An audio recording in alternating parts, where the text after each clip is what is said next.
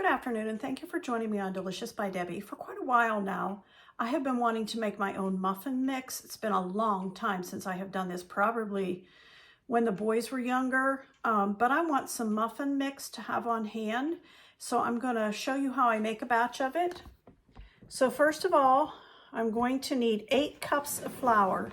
You can use, I'm using all-purpose flour. You can use whole wheat, gluten-free, half of a couple different kinds, whatever kind of flour that you like, that's what you can use, but we need 8 cups of it.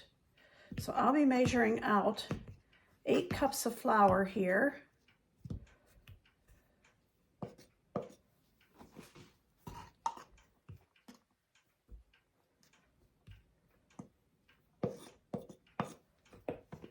Okay, I have my 8 cups of flour, and now I want 3 cups of sugar.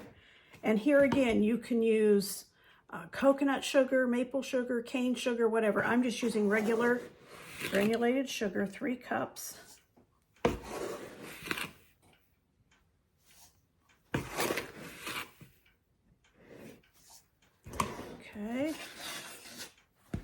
just kind of whisk that around. Just want to make sure it all gets mixed in.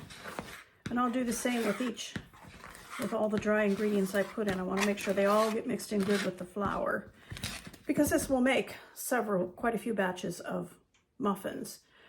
Next thing I want is 3 tablespoons of baking powder.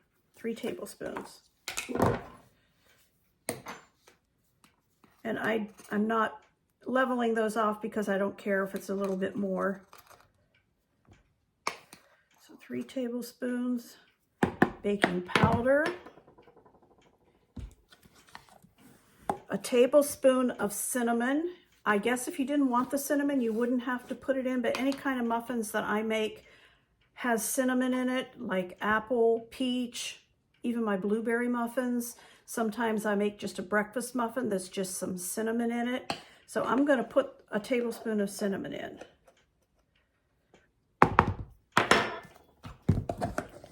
And 3 teaspoons of salt.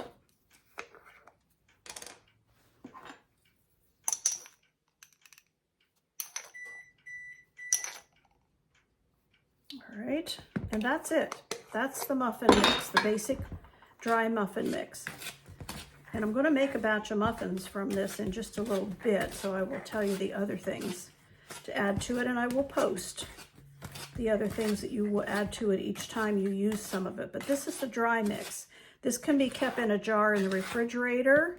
What I don't use today of mine, I'm going to put in a Ziploc bag in the freezer and then get it out a little while before I want to use it, so it's not freezer cold.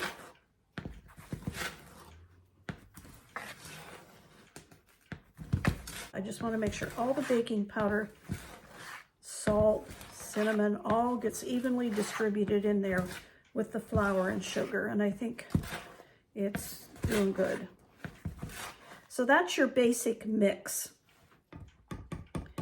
Okay, I wanted to show you what I'm going to do with the rest of that muffin mix I made. I wrote on this bag, muffin mix, and I wrote 2/3 cup mix, 1 egg, 1 cup milk, half a cup of butter melted, plus your add-ins, whatever kind of muffins you want them to be, and 400 degrees for 20 minutes. And I've still got enough here for several batches, so I'm going to just put that into this bag, and I'm going to store mine in the freezer.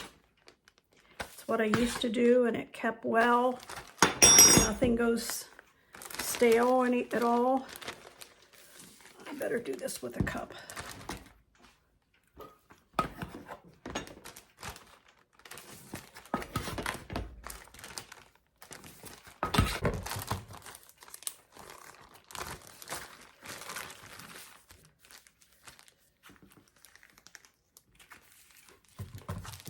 And there's my muffin mix, several more batches.